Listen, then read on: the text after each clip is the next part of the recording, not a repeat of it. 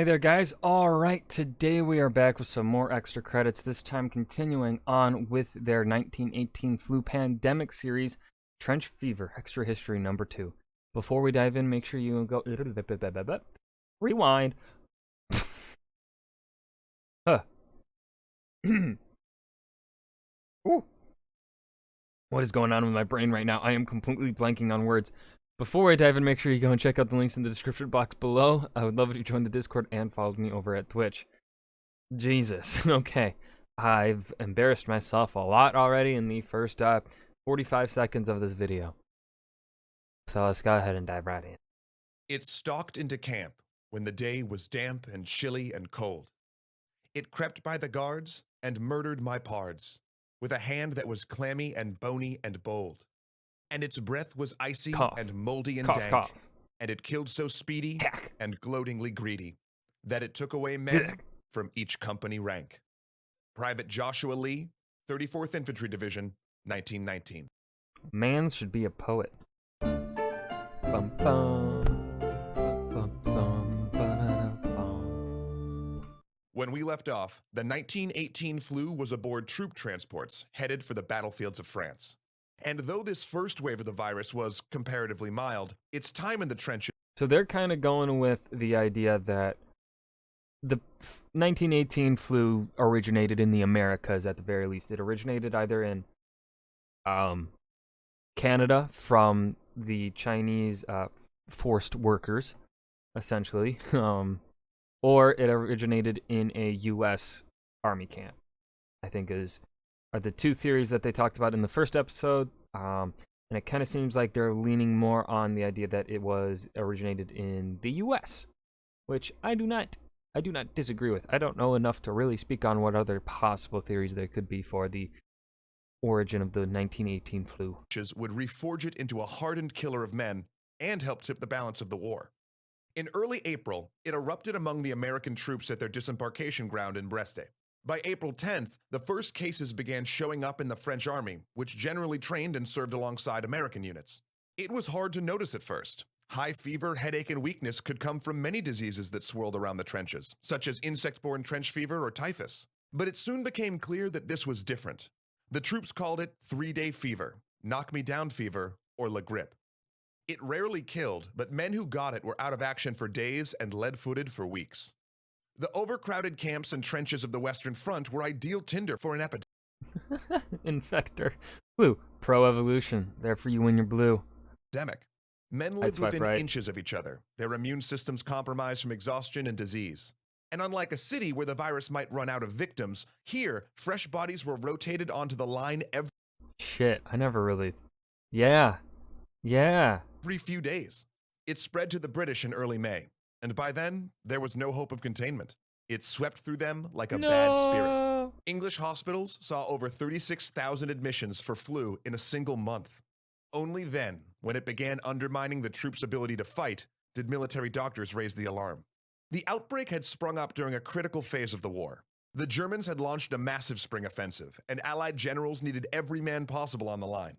But as spring turned to summer, the frontline hospitals of the Allies swelled to overcapacity. Men on the front lines would get ready to rotate to the rear, only to find that the unit ordered to relieve them had instead gone into quarantine. Medical tents had run out of space, and some hospitals took to laying patients outside on canvas tarps. In late May, a group of French recruits came down with it.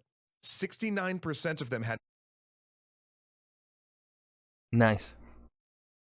to be hospitalized, and 5% died. By the end of the summer, 10% of the British Army had fallen ill. Back in Washington, D.C., Welch and his epidemiologists finally took notice.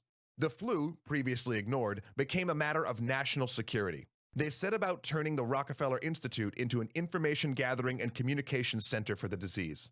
Welch wanted anything he could get his hands on: reports, lung samples, information on treatment, so he dispatched doctors to centers of infection to swab throats and collect samples. But all of it remained a closely guarded secret. No one wanted the Central Powers to know that the Allies were being weakened by disease. Upon entering the war, both the US and Britain had clamped down on the press with unprecedented censorship measures. When American officers denied or minimized reports of the flu, newspapers at home accepted it without question. The British, for their part, tried to strangle any mention of the spreading plague. But with the virus now infecting the civilian population, news of an epidemic started to leak. In May, the virus arrived in Madrid, and since Spain was neutral, it wasn't subject to wartime censorship. There, the flu made front-page news, especially once it infected the king. It whipped Gasp. through Spanish cities, passing from person to person so fast that local wits named it after a hit opera song, The Naples Soldier. It was as catchy as the song, the joke went, if more deadly. International newspapers picked up the story on the Madrid outbreak and, erroneously, assumed the disease had originated there. And from those articles, the killer gained another name, the Spanish flu. But it wasn't just the Allies covering up the flu's impact. On the other side of no man's land, the German commander, General Ludendorff, was also wrestling with the disease. Gasp. Ludendorff had gained day-to-day command of the German military in 1916, along with a huge amount of political power, and he'd used it to Well, that's spoilers for our Great War series. Gosh. embark on a bold plan to save the Kaiser and Germany. And to be honest, it hadn't gone so well. First, he'd planned to crush the Allied supply lines with unrestricted submarine warfare. Instead, it had helped drag America into the conflict. Now, 84,000 Americans were arriving on the Western Front each month. But that would be a surmountable problem if he could knock Russia out of the war and free up the troops fighting on the Eastern Front. Luckily for him, a revolution had broken out against the Tsar. And to fuel the chaos, he helped transport a famous Bolshevik revolutionary, one Vladimir Lenin, back to Russia. The plan worked. Kinda. Yeah. Ludendorff had hoped the strict peace terms he'd foisted on Russia would scare other allies into opening negotiations. But instead, the harsh treaty only had convinced them that peace was not possible until they achieved total victory, and forced an This is where it's tough. I disagree on this point just because I feel like, especially here by 1918, they have had plenty of opportunities to come to the board, especially the British and French. I don't think the treaty that the Germans imposed upon the Russians is what pushed the British and French to be like, no, we are staying in this war until we get unconditional surrender.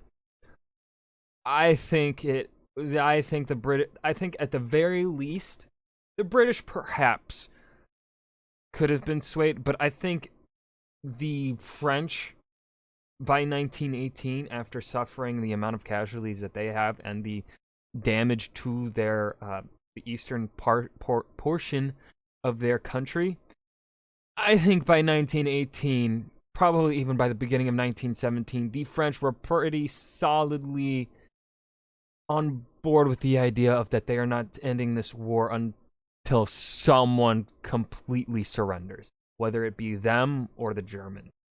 At least the French high command at this point in time.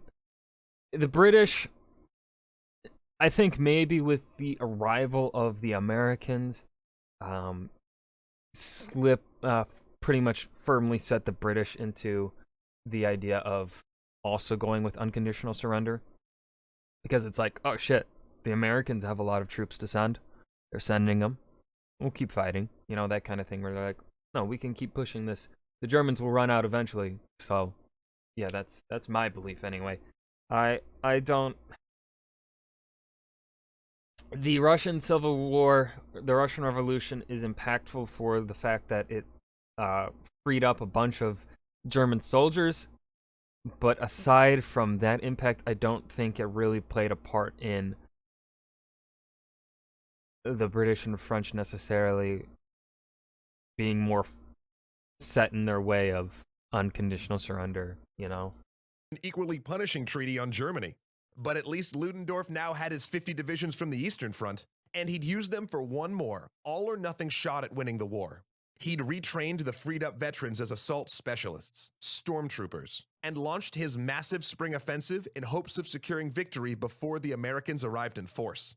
As the offensive began, Ludendorff's army had better trained troops, superior tactics, higher morale, and for a brief time, numerical superiority. And at the beginning, it all went so well. German troops had captured more territory than they had since 1914 and driven a wedge between the British and the French. But the Allies had held on to the strategic port roads and railroad junctions. All the ground that Ludendorff captured was worthless, shell-churned dirt. And they'd taken a lot of casualties. So the Yeah. next phase of the operation was critical. But as he began to organize for a final push, his generals requested a delay. The German army, you see, had the flu.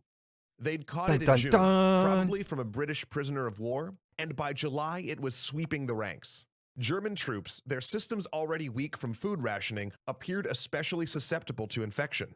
500,000 soldiers were sick. In some units, a quarter of the men were too ill to fight. Ludendorff delayed the attack 5 days. After that, the commanders would just have to deal with the reduced unit strength.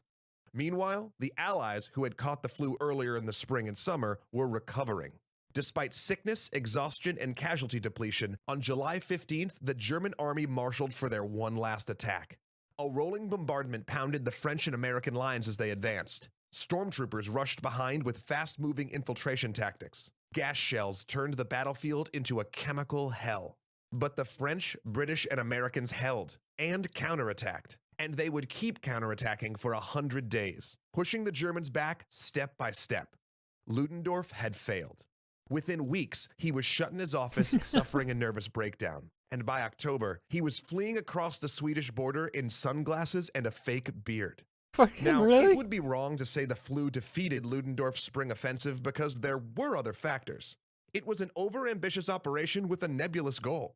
He kept changing the Yeah. objectives, units outran their supply lines, and he lost too many men. But German accounts do suggest the flu bled the army's manpower and resolve at a critical moment. And just as it had tipped the balance, it was gone.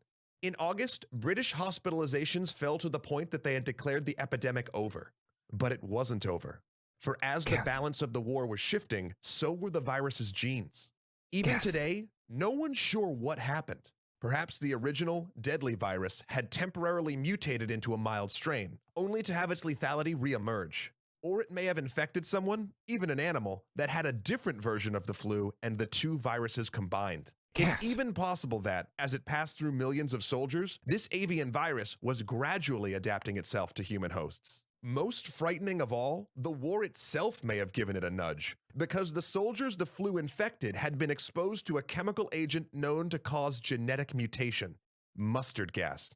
The soldiers' throat and lung cells, laced with chemical weapons, may have helped increase the rate of genetic shift and raise the likelihood that a new strain would develop. However it happened, the virus that emerged from the trenches was both highly contagious and severely lethal. It could kill within 24 hours of presenting symptoms, drowning a patient in their own fluids. And while common flu strains primarily kill the very old and very young, the 1918 flu struck people down in the prime of life. The mild first wave was over, and the second lethal wave was about to begin. In fact, it was already making itself known on the troop ships delivering soldiers to nations across the globe. The Naples soldier was on the march. Okay, this was a step up from part 1 here on this series. Still not my favorite. I don't know if that's just because this is covering a flu, and a flu isn't necessarily something I'm all that interested in. But this part 2 here was, I think, a better episode than part 1. So yeah, that was the 1918 flu pandemic trench fever extra history number 2 by extra credits. I hope you guys enjoyed. Remember to hit that like button and subscribe for more, and I will see you guys in the next video. Peace.